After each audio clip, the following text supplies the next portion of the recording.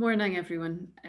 My name is Christine O'Neill. I'm the chairman of Brodies, and on behalf of the firm, I'd like to welcome everyone to the 8th annual Brodies Food and Drink Conference. Eric, can I hand over to you just to say hello?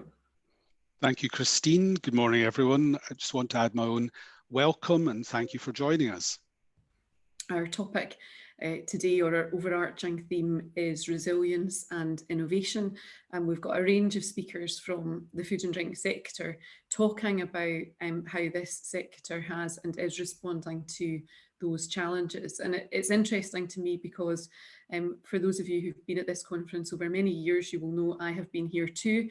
And it has always seemed to me that the food and drink sector in Scotland is an example of fantastic leadership. And I think that's nonetheless, in the current context, certainly what we are about to hear demonstrates leadership and innovation for Scottish businesses coming from the food and drink sector.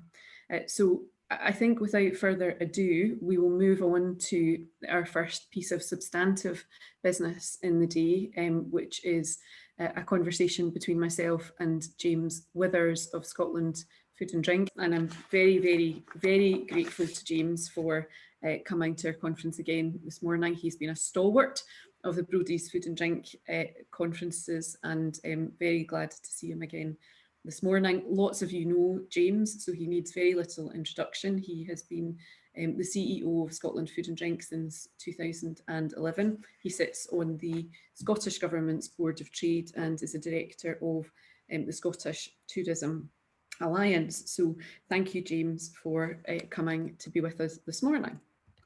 Morning, Christine. Having heard the advice on coffee break, I brought mine with me.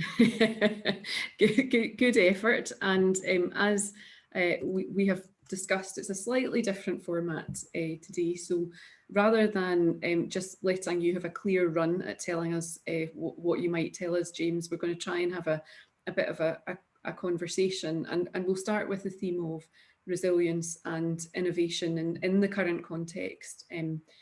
Clearly, you will be seeing how the sector is managing its way through the pandemic. You'll be very familiar with what your own members are doing.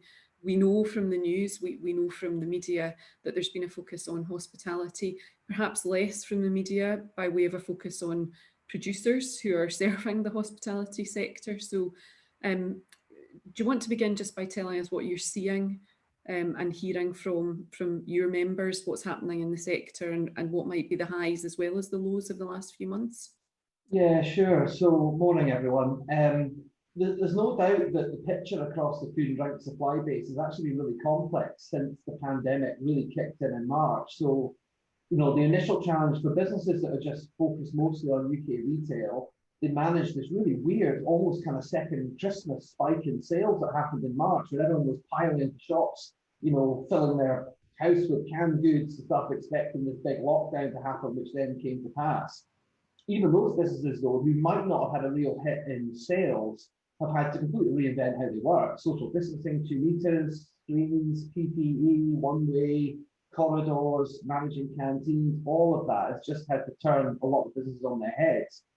For those that aren't just UK retail but have an export focus, total car crash, nightmare for the first half of the year. Exports are down by about 1.5 billion compared to where we were last year, but that's starting to pick up again.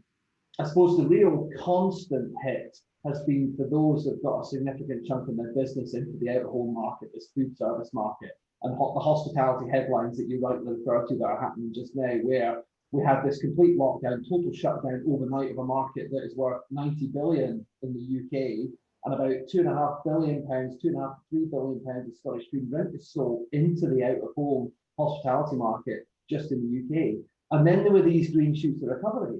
There was a kind of sign of life come July, August, September, and then bang, we've just been hit again with an effective shutdown across the central belt. So, where 65% of the population is, and that has a real impact. And if you're an independent brewer, as an example, 70% of your sales will be going to bars and restaurants and hotels versus maybe a big brand brewer who will make most of the sales in retail and actually will be selling quite a lot at the moment as people, are more likely to have a drink in the house than going out.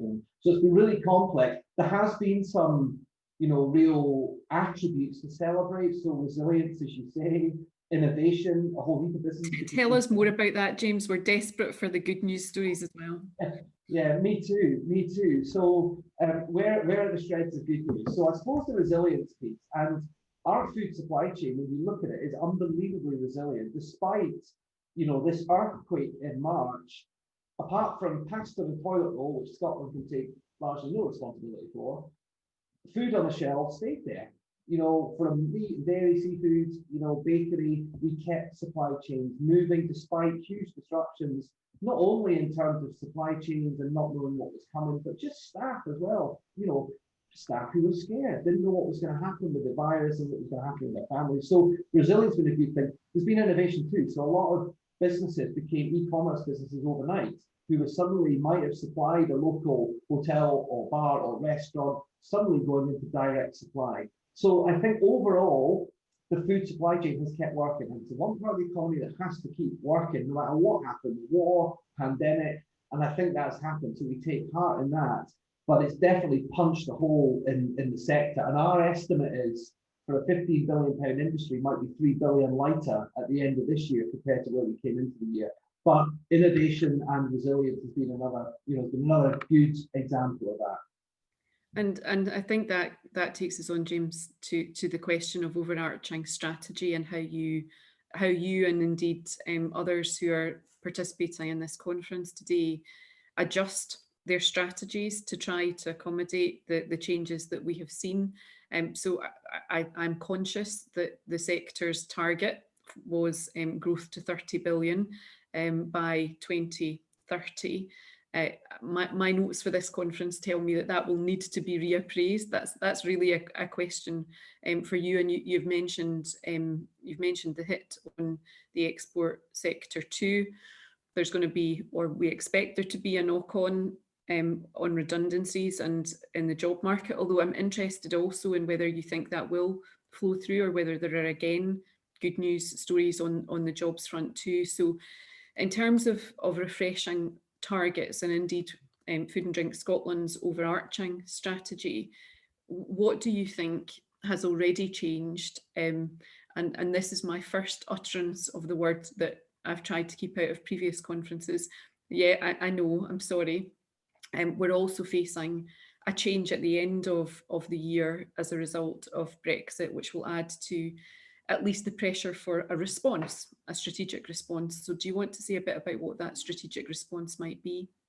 Yeah, so as you said, Christine, we had a £30 billion target for 2030. And aside from that was a sort of neat 30 by 2030, there was science behind that. It was growing at 5.5% each year until that point, and that would have got us there. And that was slightly ahead of the growth we'd had over the previous, good decade, I suppose, for food and drink in Scotland. So the science behind it was there, and that was the kind of trajectory we're on. Given you were looking for signs of hope and optimism in the year of a pandemic, my optimism and hope stems from the fact that many of the big trends that were, if you like, going to be tailwinds for us are still there. So people want quality foods, they want brands they can trust, and you're going to hear from Paul shortly, one of Scotland's, Brodies biscuit being a rising star in terms of food brand in Scotland. You're going to hear from Alex shortly in terms of what they're doing the whiskey side and Ardnamurchan Distillery, their first whiskey coming on. So that importance of brand provenance as well, people interested in where their food comes from, and Scotland's reputation as a whole. So we can bank that is still there. So in a decade-long journey, that is still there. So let's not get wrecked off course by what's happened in 2020, or indeed what's going to happen on the 1st of January 2021 post-Brexit. In terms, I tell you, you asked about strategic shift. My mentality has changed a bit. And in some ways, this is where I was before, is the number will be the number, right? So the turnover of the industry will be what it will be. If we do the things right and focus on investment in innovation and people, focus on market development, we need to sell more Scottish products out of Scotland across the rest of the UK as well as internationally, we build our brands, then the number will kind of take care of itself, I think. And I think that 5.5 to 6% growth trajectory, which will outstrip growth elsewhere, are reasons to be cheerful still. And we will look at, with Brexit coming along, which and I, 64 days, I'm sad enough to know it's 64 days until the end of the transition period. And there's about 120 questions that we do not have answers for. Labelling, how are we going to get seafood through Kent, the paperwork required, PGI, so we're going to have to use that on the continent. So that is all still massively unknown. So the pandemic's been a disruptor. Brexit is the next great disruptor we need to get geared up for. And our strategies are going to have to be, if we thought we were going to be light on our feet when we launched Ambition 2030 3 years ago, goodness knows we're going to have to do it now. But I think I draw on the resilience that the industry has shown, and actually the growth that it's shown. There will be challenges, Brexit, the pandemic, the retail competition and price pressure and margin pressure in the UK. But I'm still convinced longer term that if you're going to back a sector in Scotland, of any sector of the industry, this is the one to stick your money behind. And over a 10-year period, I think we'll be in a good place. I think it's really interesting, James, what you said about investment. Certainly that has been the view of the board at Brodies, and this is not a conference about us at all, but it really resonated, the notion that it's very, very difficult to make positive investment decisions at the moment, but it's absolutely necessary. And the payback for doing that, particularly in terms of investing in people, is you hope being in a place where the clouds lift and you can really take advantage of the opportunities and motor home. But I do know that presents a lot of challenges for a lot of businesses at the moment. You mentioned 120 questions about Brexit that haven't yet been answered. I think, leaving aside the granular detail, you will obviously be following the negotiations pretty closely. Can you give delegates at this conference a sort of headline view of where you think the negotiations are going and how the information that they need about those 120 questions you've just mentioned is going to get to them quickly enough before the end of the year? Yeah, so no deal, crash out no deal is as likely now as at any point in the last 4 years. And I mean, just to be clear, you talk to officials at UK government level, they are on a no deal footing. So they've been told to prepare for that being the most likely scenario. My gut instinct is they will cobble something together.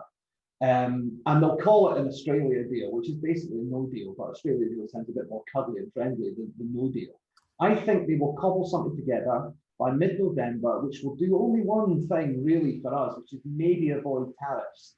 But actually all the disruptive stuff around bureaucracy, flow of goods, labelling, all of those disruptive issues are still going to be there. These kind of psychofinancial things that they talk about, they're still going to be there. We may avoid tariffs. In some ways, if we had tariffs landed on us, things get a lot simpler for the red meat industry, because we'll just, I mean, that's game over for exports into European Union. So we'll not have to worry about labelling and logistics and all of that. It would be an absolute catastrophe. But I think they might cobble something together. Where I am getting to is, whatever happens, we are going to need a 3 to 6 month grace period on the new rules. So at the moment, we have our system in Scotland of issuing export health certificates creaking at the edges. And we're going to need perhaps 10 times as many environmental health officers and certificates to be issued. The system can't cope. We cannot do it. So we're going to need, I dare call it another transition period, but we're going to need some kind of grace period, which would be legitimate because we're clearly operating to the same rules, on the 1st of January as we were on the 31st of December to try and get through this. But at the moment, my view would be it's a no deal, or they'll cobble something together to try and, I suppose, put lipstick on a peg and suggest that it isn't a no deal, might avoid tariffs, but it won't be much more than that. But it will be, I think, a historic failure of politics overall. Well, that's a very optimistic view. Thanks for that positivity. Is there anything beyond, and it feels rather inadequate to the task, but beyond making their voices heard to their own elected representatives, is there anything else that you would recommend that people in the sector who are listening to you just now can or should do? Look, before I depress everyone into mental abyss, when we will get through it, we're getting through a pandemic and we'll get through Brexit. I always draw on the fact the whisky industry survived prohibition and 2 world wars. So we will get through it because people need the product. I think, to be honest, I have given up on trying to use logic with Brexit. It doesn't work. It's too political. It's driven by dogmatic politics. So the normal rules of engagement with government, which is use of economic logic and facts, and of course you wouldn't want to do this, doesn't work in this scenario. So we need to swing into thinking about how we support the sector. And one of the things we're talking to government about, the Scottish government about at the moment in terms of a plan and investment on recovering from COVID and preparing for Brexit is, how do we support businesses through that? I'd like to see a support service in place where any business in Scotland, the food and drink sector, can pick up the phone and go, right, I need to get this product to France, help me. Which of the 1,500 export health certificates do I need? What do I do next? What label do I need on it? And actually that practical support would be really good. So my view at the moment is, if anyone who's on this conference is thinking about engaging with their MP to encourage them to get a Brexit deal, I think it'll do hee-haw. Instead, I think it'd be better focusing on how do we put support in place to help businesses adapt. My one ask at the moment, I think, will be this kind of grace period. How could we find ourselves 6 months where there's a deal in place, but we recognise that we're going to have to be sensible about managing the new rules and new paperwork? Because, you know, a recent study, I think it was LSE that did it, estimated that if every single check on a vehicle going out of the UK into Europe took 2 minutes longer, we would have a 30-mile tailback on in Kent within 24 hours. So we need to find a way of unblocking that, particularly in a country that likes exporting high-value perishable products. But, you know, Brexit is one part of it, and yeah, it's 70% of our food exports. But what we focus on and what we do at home and beyond Europe will make sure that we don't have all our eggs in this basket. Because if we do, it's going to be way rockier than it maybe needs to be. Okay, I think there's probably quite a lot to talk about in terms of that, James. I'm sure people will have questions about it, and certainly there are others like Scottish Enterprise and other agencies who I know are also thinking about that support piece too in terms of practical assistance. And it's never a very clever thing for a lawyer to say, but I sometimes think that people just make things work regardless of the legal regime, and you can imagine that practical solutions might emerge fairly early on.